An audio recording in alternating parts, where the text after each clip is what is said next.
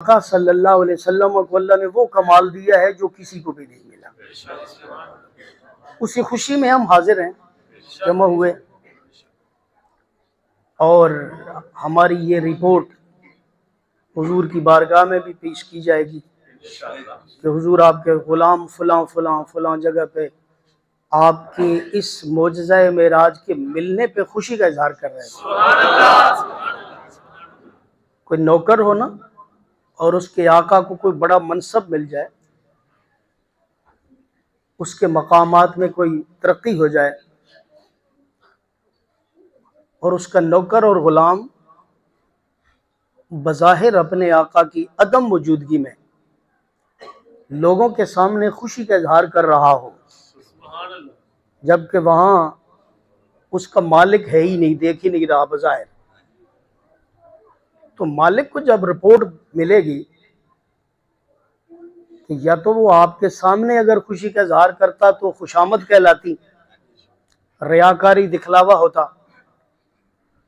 आप तो वहां थे ही नहीं, आपकी अदम मौजूदगी में आपका नौकर, आपका मुलाजिम, आपका गुलाम आपको अजीम मनसब के मिलने पे खुशी का इजहार कर रहा था, तो मालिक के दिल में नौकर का मकाम बढ़ जाता है। तो आज अल्हम्दुलिल्लाह आहले सुन्नत की हर मस्जिद के अंदर हुजूर के इस कमाल के मिलने पर, इस अजीम मोजज़े के मिलने पर खुशी का इजहार कर रहे हैं। जब ये फरिश्ते हुजूर की बारगाह में जाके अर्ज़ करेंगे, या रसूल अल्लाह सल्लल्लाहु अलैहि वसल्लम, सदियों बाद आपके ग़ुलाम आपके इस अजीम मोजज़े के मिलने पे खुशी का इजहार कर रहे थे, तो हुजूर के दिल में हमारा मकाम बढ़ जाएगा। और नबी अलैहिस्सलाम हमारे लिए अल्लाह के हुजूर अपने हाथों को दुआ के लिए उठाएंगे और दुआ फरमाएंगे। और किसी आशिक ने कहा था कि अगर मैं सारी ज़िंदगी हुजूर पर सलाम भेजता रहूं और नबी अलैहिस्सलाम एक दफ़ा वालेकुम अस्सलाम कह दें, मेरी बख्शिश के लिए यही काफ़ी है। इसलिए हम हाजिर हैं। इस पर मज़ीद बातें बहुत सारी ज़हन में आ रही हैं, फिर बात उधर उधर चली जाएगी। इसलिए मैं ये अर्ज़ करूँगा कि इस वाक़े को बयान करने से पहले अल्लाह ने खुद फरमाया सुभान अल्लाह, सुभान अल्लाह कहा। सुभान अल्लाह कब कहते हैं? जब किसी वाक़े के अंदर दो चीज़ें हों, एक वाक़या अजीब हो, दूसरा खूबसूरत हो। सुभान अल्लाह। वाक़या अजीब भी हो जो जहनों में न आए, और उसके अंदर हुस्न जमाल भी हो, उस वक़्त क्या कहते हैं? सुभान अल्लाह। तो अल्लाह ने वाक़े को शुरू करने से पहले आप ही सुभान अल्लाह फरमा दिया, ताकि पता चल जाए जो मैं वाक़या बयान कर रहा हूँ वो अजीब भी है और हसीन और खूबसूरत भी है। ये जो सुभान अल्लाह का लफ्ज़ है, हर अहम जगह पर सुभान अल्लाह बोला जाता है, और ये वो उन कलिमात में शामिल है, कलिमतान खफीफतान अलल लिसान व सकीलतान अलल मीज़ान व हबीबतान इलर रहमान औ कमा क़ाल सल्लल्लाहु अलैहि वसल्लम। नबी अलैहि सलाम ने फरमाया, दो कलमे ऐसे हैं ज़ुबान से अदा करना तो उनको आसान है, लेकिन जब उनका सवाब क़यामत वाले दिन तराजू पे रखा जाएगा तो बड़ा भारी होगा। और फरमाया अल्लाह को वो दोनों कलमे महबूब हैं, और वो दो कलमे हैं क्या? सुबहान अल्लाह व बिहम्दिही सुबहान अल्लाहिल अज़ीम। सुबहान अल्लाह व बिहम्दिही के शुरू में भी सुबहान है, और सुबहान अल्लाहिल अज़ीम के शुरू में भी वही सुबहान है। इसका मतलब यह है कि असल कलमा यही सुबहान है। जिस कलाम में ये आ जाता है, अल्लाह ताला उस कलाम को फजीलत अता फरमाता है। नबी अलैहिस्सलातु वस्सलाम गालिबन सैयदा उम्मे सलमा के घर में है। सुबह के वक्त हुजूर जब मस्जिद में जाने लगे तो सैयदा उम्मे सलमा मुसल्ले पे बैठी थी। नबी अलैहिस्सलाम ने नमाज पढ़ाई, वहाँ बैठ के अल्लाह अल्लाह किया, इशराक तक वहाँ अल्लाह का जिक्र फरमाते रहे, और फिर जब आए तो सैयदा उम्मे सलमा अभी मुसल्ले पे बैठी थी। नबी अलैहिस्सलाम ने फरमाया, उम्मे सलमा उस वक़्त से लेकर अब तक मुसल्ले पे बैठी हो, अल्लाह का जिक्र कर रही हो? अर्ज़ किया, या रसूलल्लाह सल्लल्लाहु अलैहि वसल्लम, उस वक़्त से ही मैं अल्लाह का जिक्र कर रही हूँ। फरमाया, तूने उस वक़्त से लेकर अब तक जितना जिक्र किया है उससे बेहतर वो कलमे 4 हैं जो मैंने एक दफा पढ़े हैं। सैयदा उम्मे सलमा ने अर्ज की, हुजूर वो क्या कलिमात हैं? फरमाया सुभान अल्लाह व बिहम्दिही, असल कलिमात हैं सुभान अल्लाह व बिहम्दिही व मिदाद कलिमातिही व ज़ीनत अर्शिही व जो है मिक़दार कलिमातिही व ज़ीनत अर्शिही। ये 4 कलिमात हैं। ये तरतीब जरा मेरे ज़हन से निकल रही है। तो फरमाया ये वो कलिमात हैं जो मैंने एक दफा पढ़े हैं, तेरे इतने जिक्र से उनका सवाब ज्यादा है। आदत नफ्सिही व ज़ीनत अर्शिही व मिदाद कलिमातिही कमा क़ाल सल्लल्लाहु अलैहि वसल्लम। तो इसके शुरू में भी लफ्ज़ वही सुभान अल्लाह है, और नमाज जब आप पढ़ते हैं तो शुरू भी यही सुभान से करते हैं। जब आप रुकू की तस्बीह पढ़ते हैं तो उसमें भी यही सुभान रब्बियल अज़ीम कहते हैं। और सजदा जो सबसे अफजल तरीन मकाम है नमाज का, उसमें भी जब आप तस्बीह पढ़ते हैं तो वो भी सुभान रब्बियल आला पढ़ते हैं। इसका मतलब है ये वो कलमा है कि जो कलमा जहां रख दिया जाए अल्लाह तबारक व तआला उस मकाम को भी फजीलत अता फरमा देता है। इसलिए फरमाया सुभान अल्लज़ी यसरा बिअब्दिही, मैं खुदा होकर उस वाक़े को बयान करने से पहले सुभान अल्लाह कह रहा हूँ। तुम तो मेरे हबीब के गुलाम हो, तुम भी जब सुनना तो सुभान अल्लाह ही कहना। कोई मुकर्रर, कोई खतीब, कोई वाइज ऐसा है कि वाक़या मेराज बयान करे और सुभान अल्लाह न कहे? ये हो ही नहीं सकता ना, ये तो मुमकिन ही नहीं है। जब वो आयत पढ़ेगा तो कहेगा सुभान अल्लज़ी। तो सुभान अल्लज़ी का माना क्या है? सुभान अल्लाह।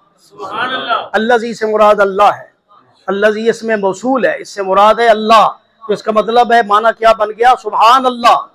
अल्लाह खुद फरमा रहा है सुभान अल्लाह। कितना अजीम ये वाक़या है, ये कितना अजीम मनसब है जो मैंने अपने महबूब के लिए बचा रखा था।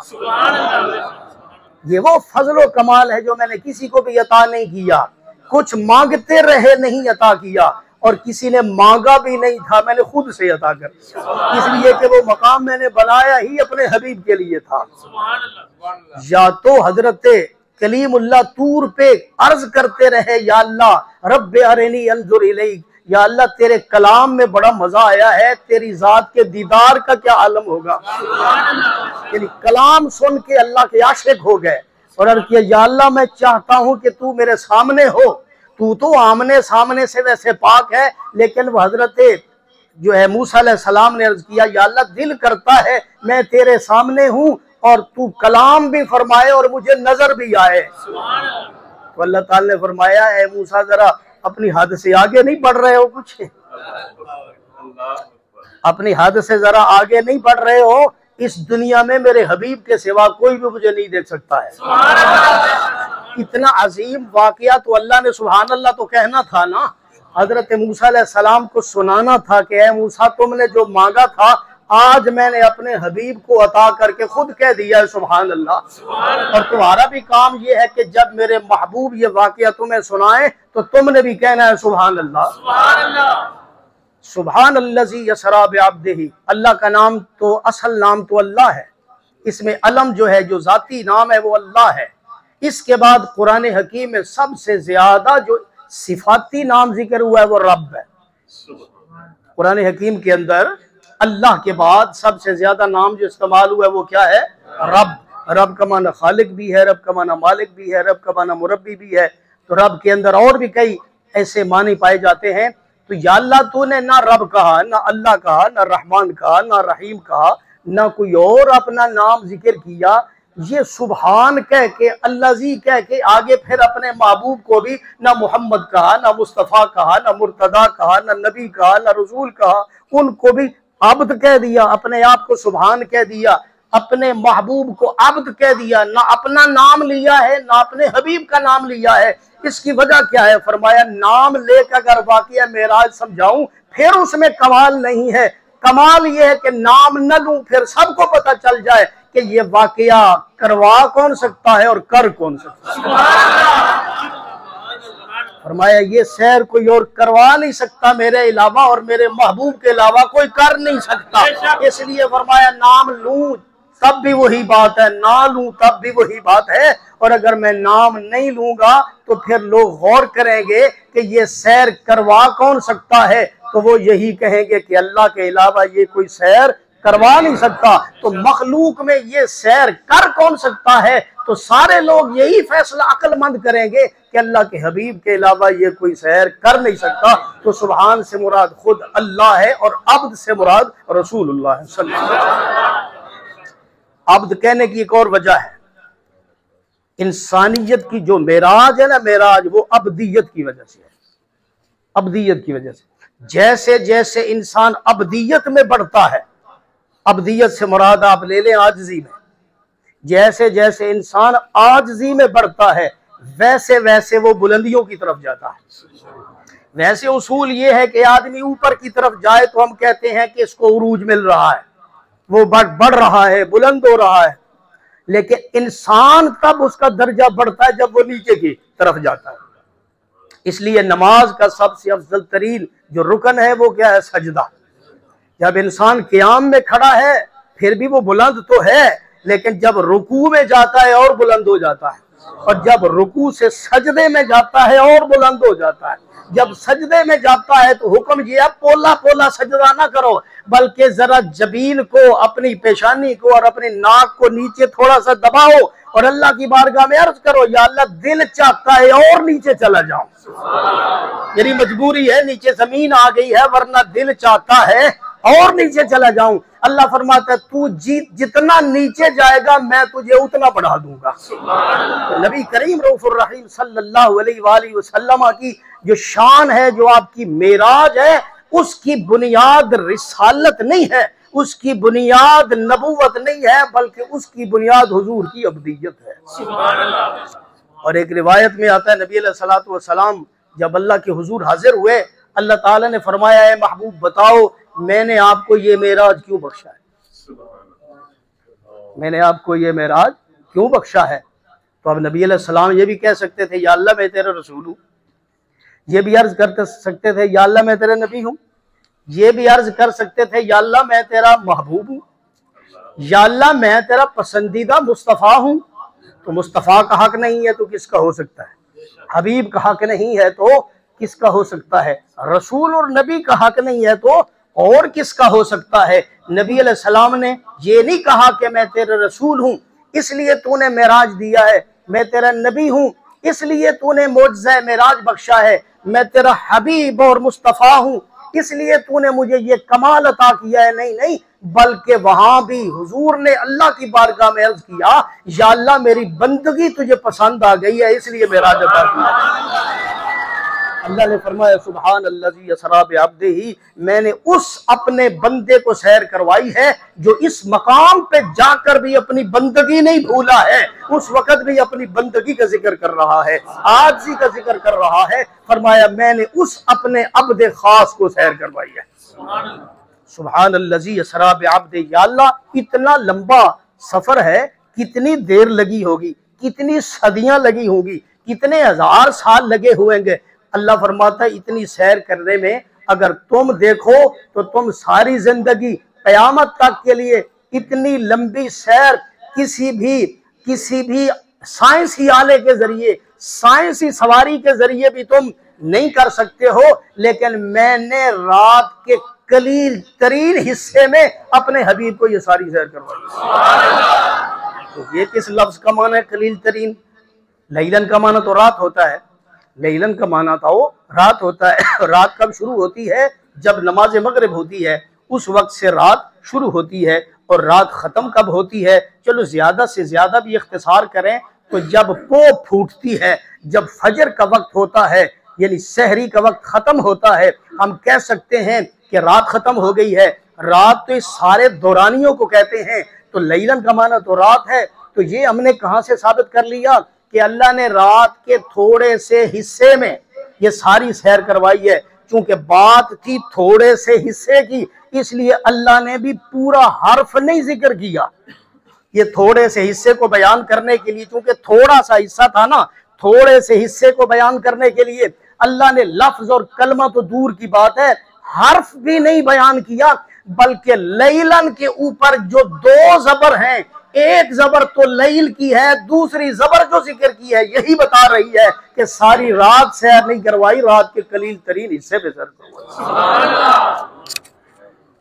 ये तनवीन जो है, ये तनवीन है, तनवीन की कई अक़साम है। यहाँ तनवीन जो है वक्त की किल्लत को बयान करने के लिए है, इसलिए फरमाया कि पाक है वो ज़ात, यानी वो ज़ात पाक है, तुम नहीं करवा सकते, तुम्हारी मजबूरी है, तुम्हारी कमजोरी है, तुम्हारे अंदर कुव्वत नहीं है कि रात के कलील तरीन हिस्से में इतनी लंबी सैर कर सको या किसी को करवा सको, ये तुम्हारी मजबूरी है, तुम मजबूर महज हो, तुम कमजोर हो, तुम नहीं करवा सकते।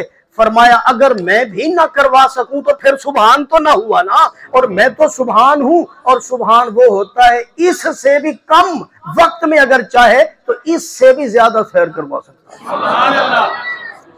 लैलम मिनल मस्जिदिल हराम इलल मस्जिदिल अक्सा, मस्जिद हराम से मस्जिद अक्सा की तरफ।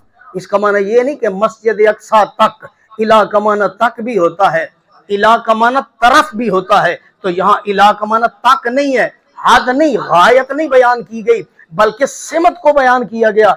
इलल मस्जिदिल अक्सा, मस्जिद अक्सा की तरफ सैर करवाई है। या अल्लाह सैर करवाई क्यों है? फरमाया इसलिए करवाई है कि जो निशानियां हमने किसी को नहीं दिखाई वो निशानियां अपने यार को दिखाएं। लेनुरियहु मिन आयातिना, या अल्लाह क्या वो निशानियां देख सकते हैं? क्या वो निशानियों को सुन सकते हैं? कई निशानियों का ताल्लुक देखने के साथ होता है, कई निशानियों का ताल्लुक सुनने के साथ होता है।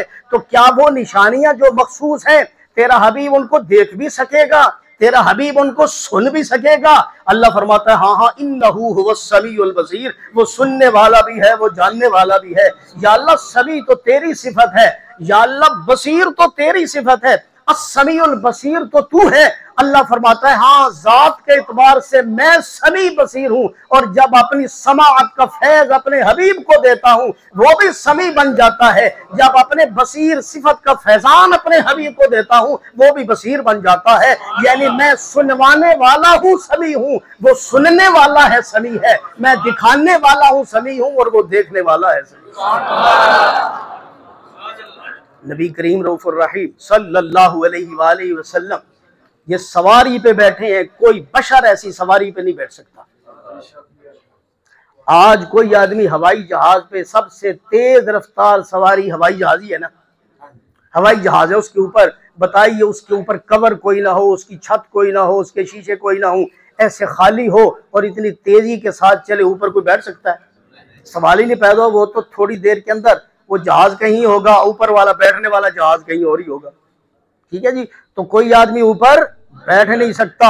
लेकिन नबी अलैहिस्सलातु वस्सलाम की सवारी पे बैठे जिसका नाम ही बुर्राक है, जिसका नाम ही बुर्राक है। और बुर्राक का मतलब क्या? नबी अलैहिस्सलाम ने खुद फरमाया बुर्राक जो सवारी थी वो अपने कदम वहां रखती थी जहां उसकी अपनी नजर जाती थी, जहां उसकी, ये नहीं फरमाया जहां मेरी नजर जाती थी, क्योंकि जहां हुजूर की नजर जाती है वहां तो किसी की भी नजर नहीं ना जाती, इसलिए फरमाया जहां बुर्राक की अपनी नजर जाती थी वहीं वो कदम रखता था। वो क्योंकि बर्क से या बरीक से मुश्तक है जिसका मतलब बिजली होता है, तो बताइए बिजली कितनी तेज होती है, इतनी तेज रफ्तार। और वो बिजली नहीं, बिजलियां जितनी ज्यादा जमा हो जाएं उनको जमा करके जो सवारी बनती है उसे बुर्राक कहते हैं। तो नबी अलैहिस्सलातु वस्सलाम बगैर किसी कवर के, बगैर किसी बॉडी के, बगैर किसी छत के आराम से बुर्राक के ऊपर सफर कर रहे हैं। और हुजूर तो ये समझते हैं कि ये आहिस्ता चल रहा है, दिल करता है मैं पैदल न चल पड़ूं, दिल करता है मैं पैदल न चल पड़ूं। इतनी माठी सवारी है कि जहां इसकी नजर जाती है वहां ये अपना कदम रखता है। काश जहां मेरी नजर जाती है वहां ये अपना कदम रखता होता। तो उस बुराक पर नबी अलैहिस्सलाम का आराम से बैठ के सफर करना, ये नबी अलैहिस्सलातु वस्सलाम की बशरियत का कमाल है कि हुजूर की बशरियत का आलम है कि नूरानियत के ऊपर बैठ के हुजूर की बशरियत सवारी कर रही है, तो हुजूर की नूरानियत का आलम क्या होगा और हकीकत का आलम। कोई भी इतनी तेज रफ्तार सवारी पे बैठ नहीं सकता, लेकिन अल्लाह के महबूब सल्लल्लाहु अलैहि वसल्लम की बशरियत उसके ऊपर बैठी हुई है। और जिब्रील भी हुजूर के आगे नहीं बैठा हुआ, पीछे बैठा हुआ है। इसका मतलब यह है कि जिब्रील भी पीछे से डर रहा है कि या अल्लाह इतनी तेज रफ्तारी पर सवारी के ऊपर बैठ के सवारी करना ये आपकी बशरियत का कमाल है, और जो आपकी बशरियत का कमाल है, आपकी बशरियत के कमाल को कोई नुरानी अपने कमाल के साथ भी नहीं पहुंच सकता है। नबी अलैहिस्सलातु वस्सलाम ने रास्ते में हजरत मूसा अलैहिस्सलाम को देखा, फरमाया कायमुन युसल्ली फी क़ब्रिही। और एक रिवायत में ये है कि हजरत मूसा अलैहिस्सलातु वस्सलाम खड़े होकर नमाज पढ़ रहे थे, और जब नबी अलैहिस्सलातु वस्सलाम को देखा, नबी अलैहिस्सलातु वस्सलाम ने उनको अस्सलाम वालेकुम कहा, तो उन्होंने कहा अशहदु अल्ला इलाहा इल्लल्लाह वहदहु ला शरीका लहू व अशहदु अन्न मुहम्मदन अब्दुहु व रसूलुहु, कि मैं कब्र में भी इस बात की गवाही दे रहा हूँ कि ये जो जाने वाला है कि यह आम इंसान नहीं है, इसकी तो अब्दियत और बशरियत का कमाल ये है कि आज अल्लाह ताला उसको इतनी बड़ी फजीलत अता फरमाने वाला है। लेकिन नबी अलैहिस्सलातु वस्सलाम जब बैतुल मक़दिस में पहुंचे, बैतुल मक़दिस में जब मस्जिद अक्सा में पहुंचे, तो हजरत मूसा अलैहिस्सलाम पहले मौजूद है। सुभान अल्लाह। अच्छा, एक रिवायत ये है, यहाँ जो मशहूर रिवायत है वो यही है कि नबी अलैहिस्सलातु वस्सलाम ने जाते हुए अंबिया को नमाज पढ़ाई, जाते हुए नमाज पढ़ाई, और एक रिवायत ये वापसी पे आते हुए पढ़ाई। ये दोनों रिवायत हैं। चूंकि मशहूर ये है कि जाते हुए पढ़ाई, मैं उसके मुताबिक कलाम कर रहा हूँ कि हजरत मूसा अलैहिस्सलाम को देखा कि नबी अलैहिस्सलाम से पहले पहुंचे हुए हैं। तो आप देखिए रफ्तार हजरत मूसा की ज्यादा है या हुजूर की? रफ्तार नबूवत हजरत मूसा की ज्यादा नहीं हो सकती, नबी अलैहिस्सलाम की रफ्तार ज्यादा है, लेकिन पहले हजरत मूसा अलैहिस्सलाम पहुंचे हुए हैं। हालांकि पहले तो हुजूर को पहुंचना चाहिए था, लेकिन असल वजह यह है कि हजरत मूसा अलैहिस्सलाम नबूवत की रफ्तार से गए और नबी अलैहिस्सलाम बुराक की रफ्तार से गए। जहां बुराक की रफ्तार खत्म हो जाती है, वहां हजरत मूसा जैसे नबी की रफ्तार शुरू होती है, और जहां सारे नबियों की रफ्तार खत्म हो जाती है, वहां इमामुल अंबिया की रफ्तार शुरू होती है। क्योंकि नबी अलैहिस्सलातु वस्सलाम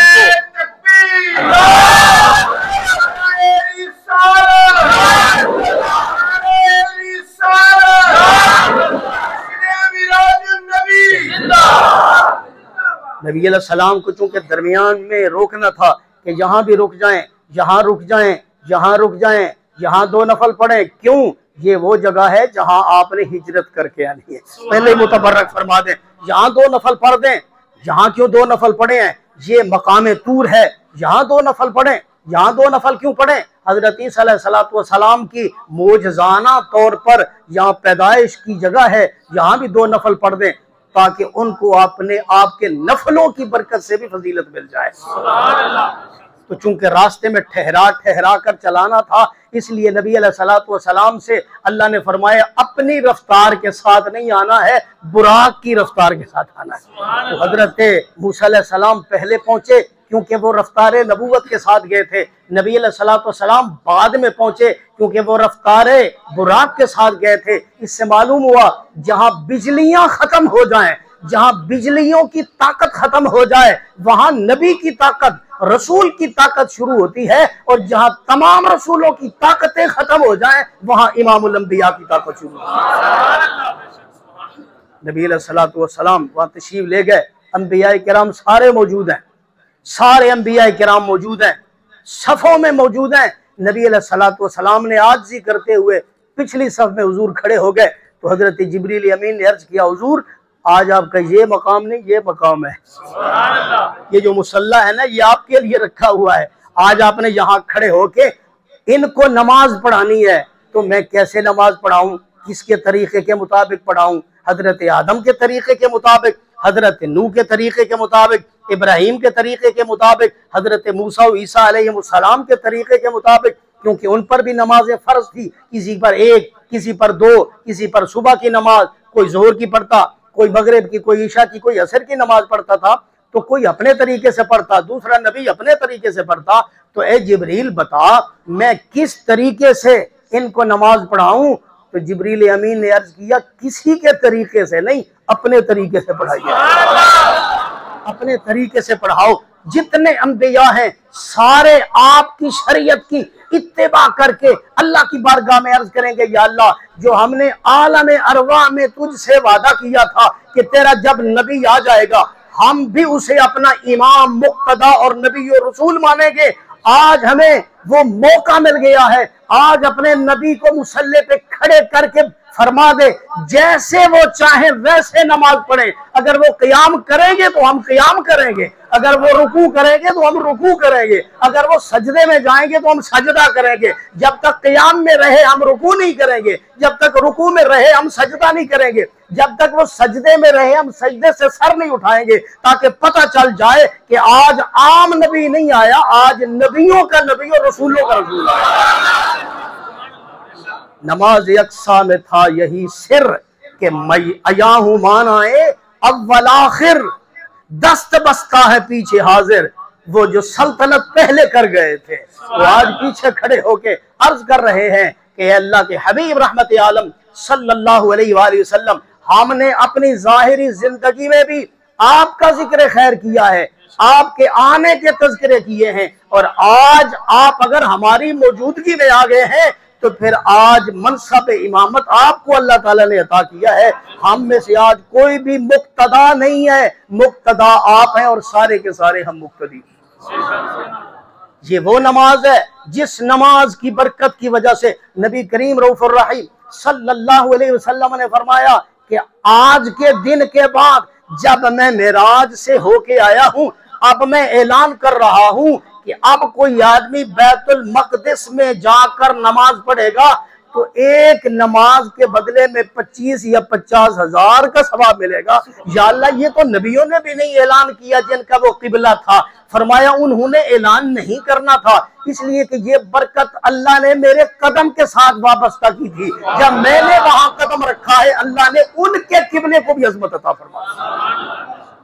तो असल बरकत तो हुजूर के कदम मुबारक की है, यही किबला है, बैतुल्लाह है। हजरत आदम अलैहिस्सलाम ने बनाया, हजरत इब्राहीम अलैहिस्सलाम ने बनाया, कई दफा इसकी बिना हुई, लेकिन किसी नबी ने ये ऐलान नहीं किया कि जो यहाँ हरमे काबा में एक नमाज पढ़ेगा उसे 1 लाख का सवाब मिलेगा। लेकिन जब नबी अलैहिस्सलाम ने इसे बुतों से पाक कर दिया और फिर यहाँ नमाज पढ़ी तो फिर ऐलान किया, अब चूंकि मैंने इस काबा को हकीकी काबा बना दिया है, बैतुल्लाह को बुतों से पाक करके हकीकी बैतुल्लाह बना दिया है, मैंने चूंकि यहाँ सजदा कर दिया है, अब अल्लाह ने इसको वो मकाम अता किया है। मेरे उस सजदे की बरकत से, मेरी उस नमाज की बरकत से क़यामत तक के लिए जो भी आदमी यहाँ 2 रकत नमाज नफल पढ़ेगा उसे लाख का सवाब अता किया। तो बरकतें हुजूर के कदमों के साथ वाबस्ता हैं, बरकतें फजीलतें हुजूर के जिस्म मुबारक के साथ वाबस्ता है, ज़ात अक़दस के साथ वाबस्ता है। जहाँ जहाँ नबी अलैहिस्सलातु वस्सलाम तशरीफ ले जाती हैं बरकतें, बरकतों का मुंशी भी साथ ही होता है। जहाँ हुजूर तशरीफ ले जाते हैं तो मुंशी लिख देता है आज के दिन के बाद ये जमीन का टुकड़ा मुनफरिद हो गया है, यही जमीन का टुकड़ा है, पहले भी यही था, बाद में भी यही रहेगा। लेकिन जब तक नबी अलैहिस्सलाम आए न थे उतनी देर तक लाउक से मुबिहाजल बलद अल्लाह ने नहीं फरमाया, और जब नबी अलैहिस्सलाम ने मक्का शरीफ में कदम रखा अल्लाह ने फरमाया लाउक से मुबिहाजल बलद, मुझे इस शहर मक्का की कसम है, या अल्लाह ये शहर मक्का तो बड़ा पुराना है, सबसे पहला घर ही यहीं बनाया गया है, सबसे पहले बुनियादी तौर पर बुनियाद जो है वो यहाँ रखी गई है खलकत की, यही इसी को उम्मुल कुरा कहते हैं क्योंकि बस्तियों की असल यही बस्ती है। लेकिन आज तक तो तूने इसकी कसम नहीं उठाई, हजरत आदम ने बनाया तूने कसम नहीं उठाई, हजरत इब्राहीम ने बनाया या अल्लाह तूने कसम नहीं उठाई, आज क्यों कसमें उठा रहा है?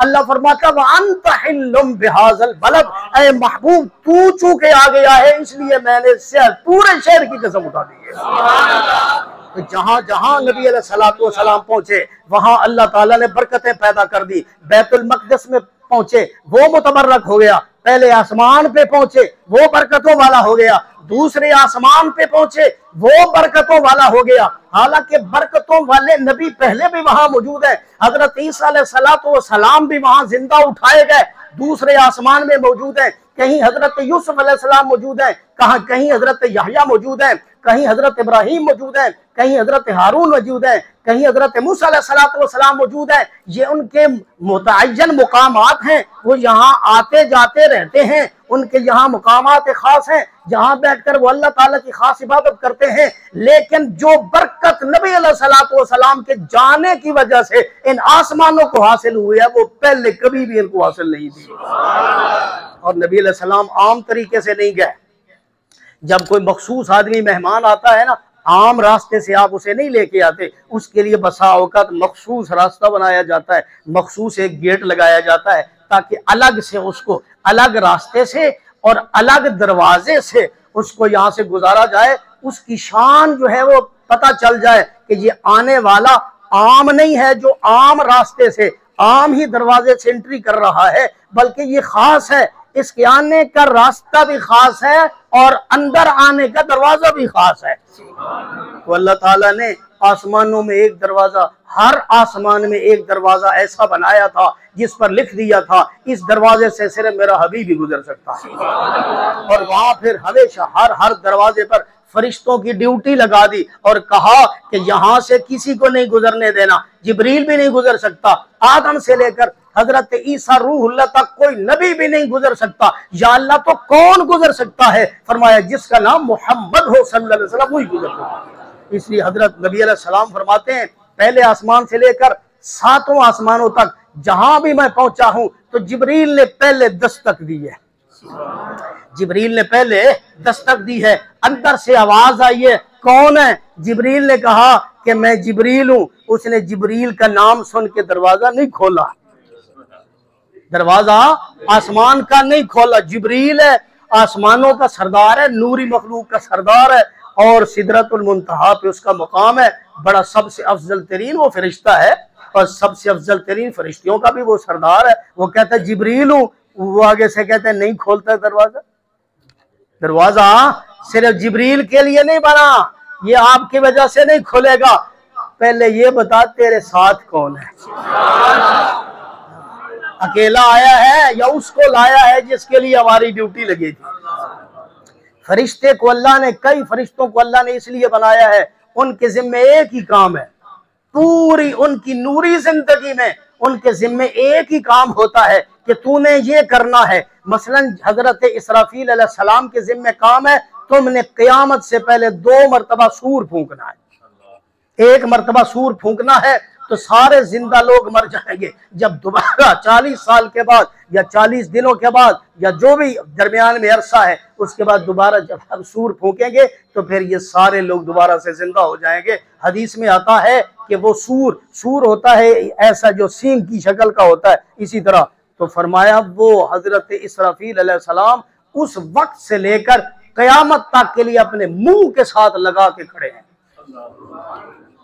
हजरत इसराफील मुंह के साथ लगा के, सूर को मुंह के साथ लगा के खड़े हैं।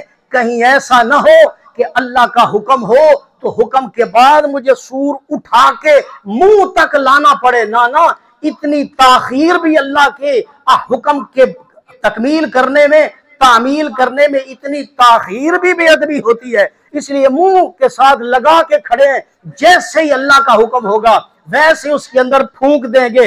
एक मर्तबा उनकी फूंक से जो जिंदा लोग हैं मर जाएंगे, फिर उन्हीं की फूंक से जो मुर्दा हैं सारे जिंदे हो जाएंगे। इसका मतलब ये है कि अहलुल्लाह की जो फूंक होती है, अगर अल्लाह चाहे तो उनकी फूंक से किसी को मार दे और अगर चाहे तो मरे हुए को अपने महबूब की फूंक से जिंदा कर दे। तो वो फरिश्ता क्या है जिसे अल्लाह ने पैदा किया, आसमानों पे पैदा किया। पहले आसमान पे और है, दूसरे पे और है, तीसरे पे और है, चौथे पे और है। ये नहीं कि एक ही फरिश्ता इतनी तेजी के साथ तो वहां पहुंच जाता है। 2 फरिश्ते मुकर्रर करने की, 2 इमाम रखने की क्या जरूरत है? जब एक इमाम सफाई भी कर सकता है, अजान भी पढ़ सकता है, जमात भी कर सकता है और खुतबा भी दे सकता है। एक ही रख लो, पैसे थोड़े लगते हैं, एक ही रख लो। लेकिन अल्लाह ने फरमाया नहीं, यहाँ एक नहीं रखना है, ये सारे खजाने मैंने रखे ही अपने हबीब के लिए है। पहले आसमान पे और फरिश्ता, दूसरे पे और, तीसरे पे और हर मर्तबा जब जिब्रील दरवाजा खटखटाते हैं आगे से आवाज आती है, कौन है? ये कहते हैं मैं जिब्रील हूं।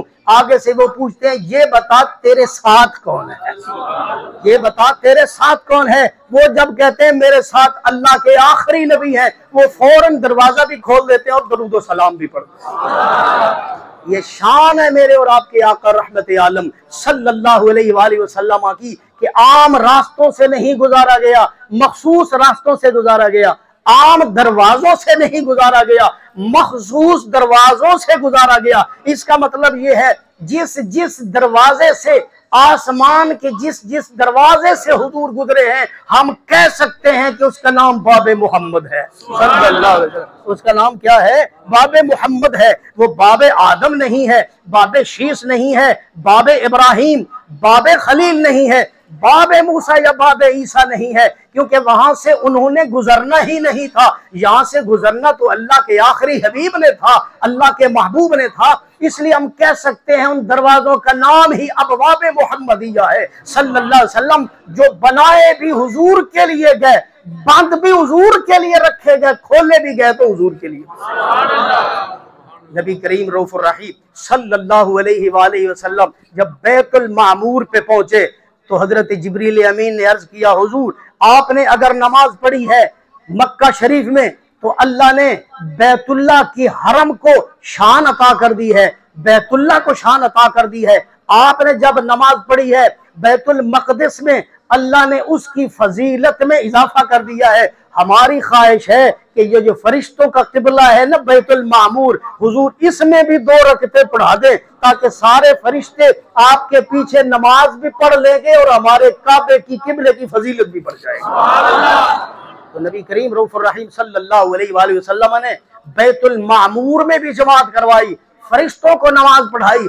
उलमा कहते हैं फरिश्ते जो नेकी करते हैं उन्हें सवाब की तो जरूरत ही कोई नहीं, क्यों? इसलिए कि वो तो गुनाहों से पाक हैं, वो बनाए ही नेकी के लिए गए हैं, लेकिन वो इबादत तो करते हैं, उनकी इबादत का सवाब कहाँ जाता है? फरमाया जैसे यहाँ अजान होती है, मुअज्जिन अजान देता है, यहाँ कोई इमाम होता है जो इमामत करवाता है, यहाँ कोई खतीब होता है जो खिताबत करवाता है, खुतबा देता है जुमे का। फरमाया इसी तरह बैतुल मामूर में अजान भी होती है, तकबीर भी होती है, जमाअत भी होती है, जुमे का खुतबा भी होता है, लेकिन मुअज्जिन जब अजान पढ़ लेता है अर्ज करता है, या अल्लाह जो अजान का सवाब तूने मुझे देना था।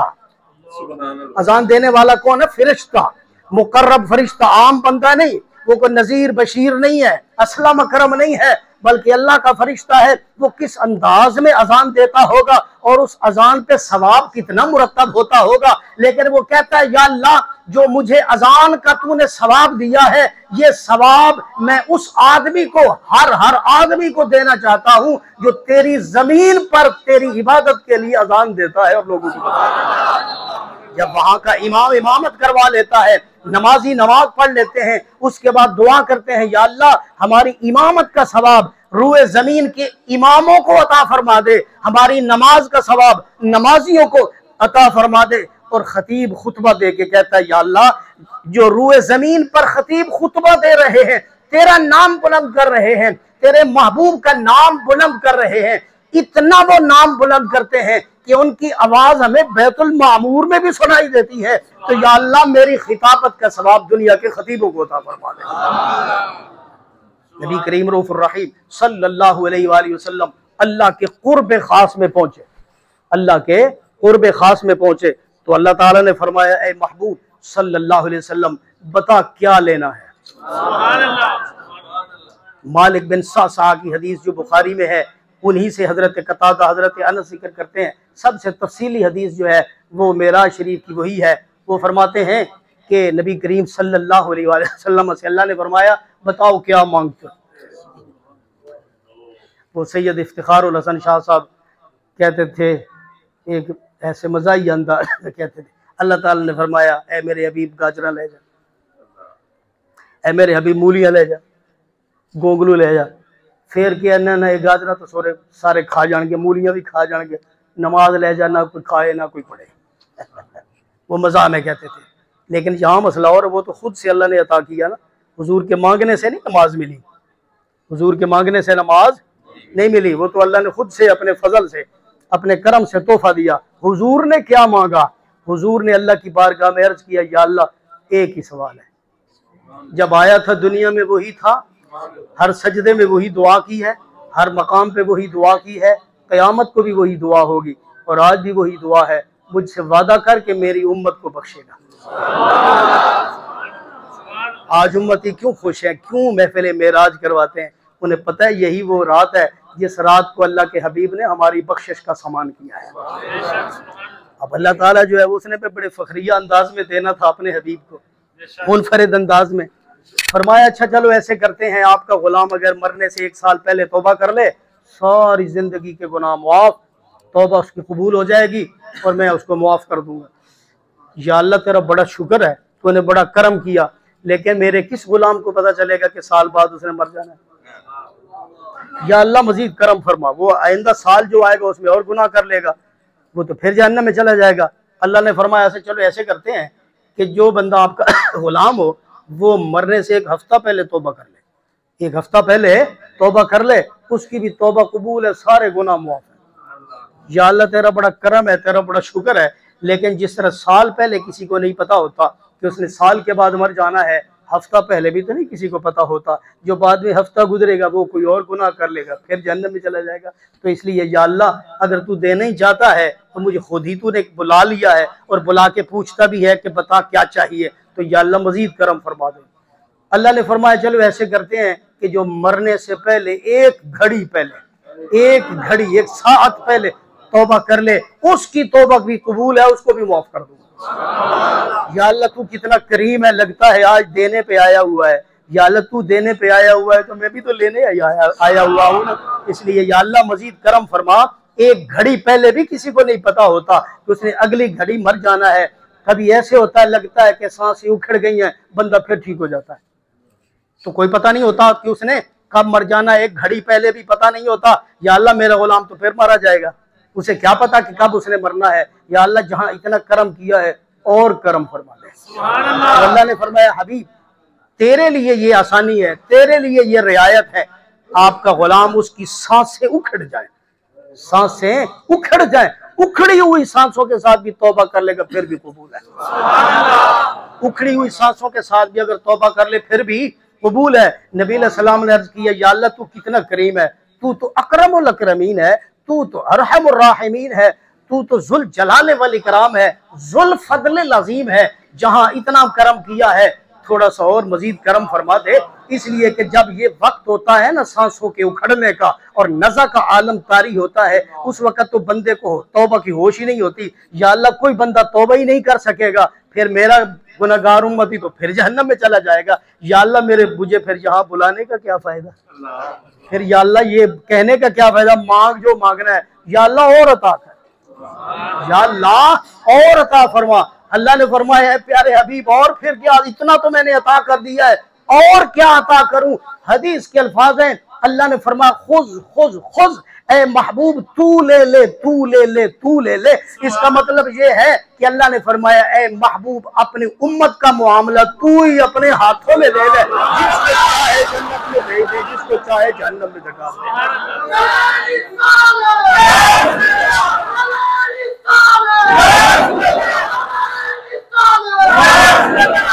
सबसे अजीम नेमत जो अल्लाह के महबूब को मिली उस रात अल्लाह का दीदार है।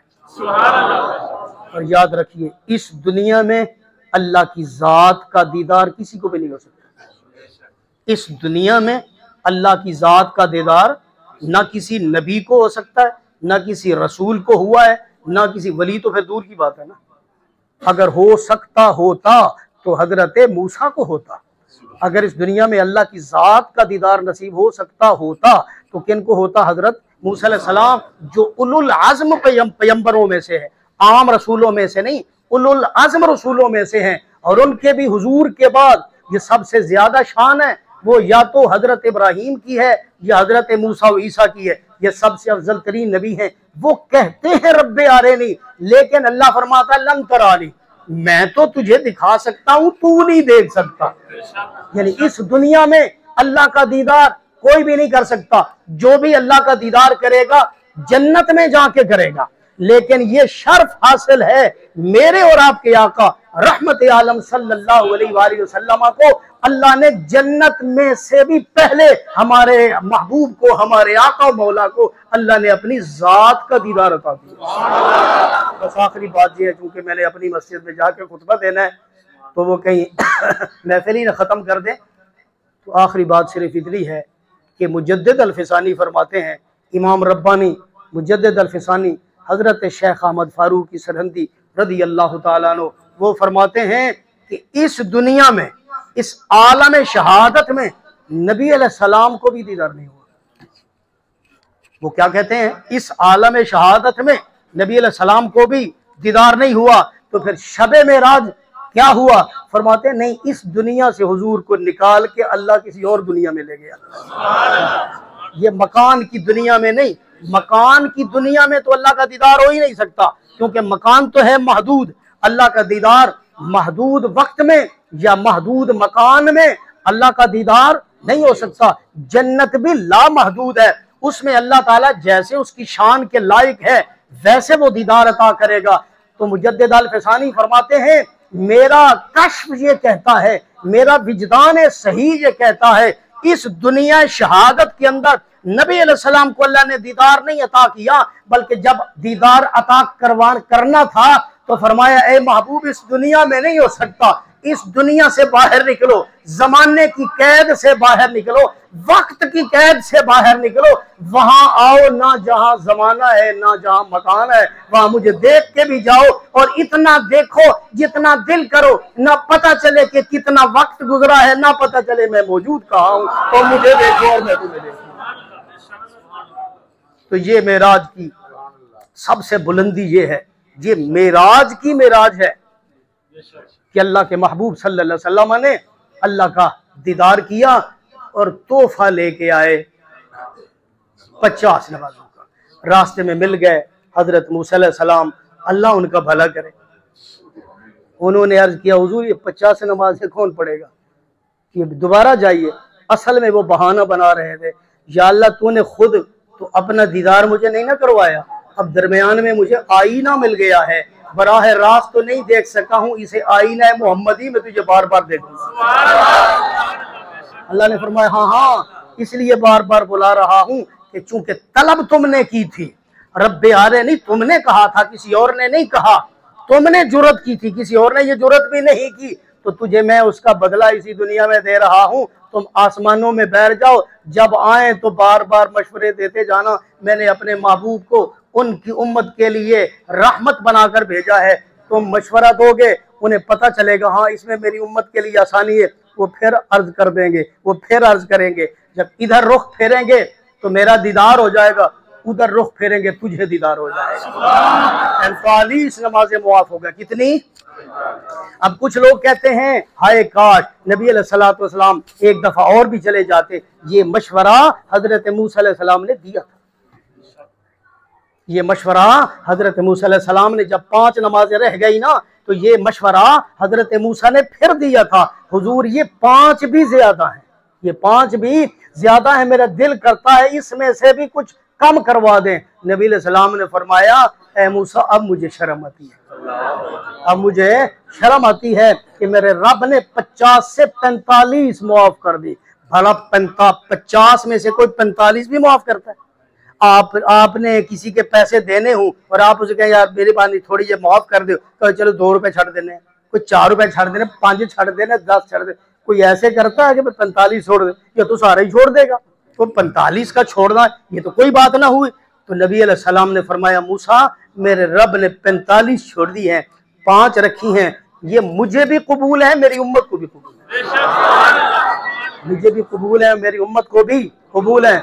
अल्लाह ने फरमाया, ए महबूब जो तुमने बात की है मुझे बड़ी अच्छी लगी है, अगर तुम्हें कबूल है तो फिर याद रखना तुम्हारा गुलाम नमाज़ें 5 पढ़ेगा, सवाब वही है।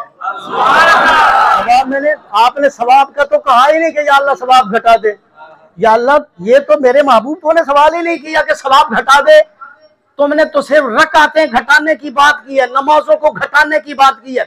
चूंकि तुमने सिर्फ नमाजों को घटाने की बात की है, सवाब को घटाने की बात ही नहीं की है, इसलिए रकतें घट गई हैं, सवाब उसी तरह ही मौजूद है। तेरा गुलाम नमाज़ें 5 पढ़ेगा, सवाब कितनी का अता करूंगा?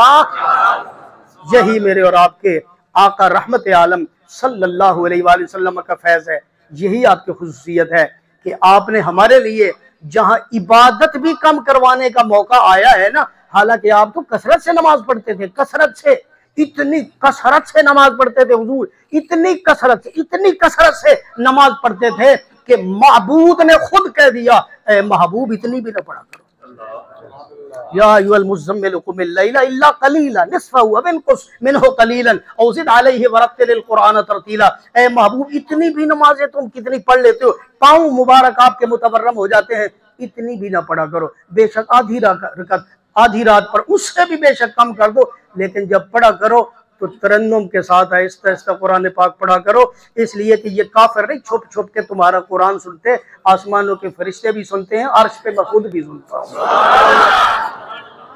हज़रात कितना करम है हुजूर का हमारे ऊपर, और हम कितने खुशबख्त हैं कि हमारी निस्बत अल्लाह के महबूब के साथ, उस महबूब के साथ है जिसकी बात को अल्लाह ताला टालता नहीं है, रद्द नहीं फरमाता, उनकी हर दुआ को कबूल करता है, और उनकी हर दुआ में फिर हम होते हैं। हुजूर की हर दुआ में हम होते हैं, तो हमारी भी हर मजलिस में हुजूर का जिक्र होना चाहिए ना।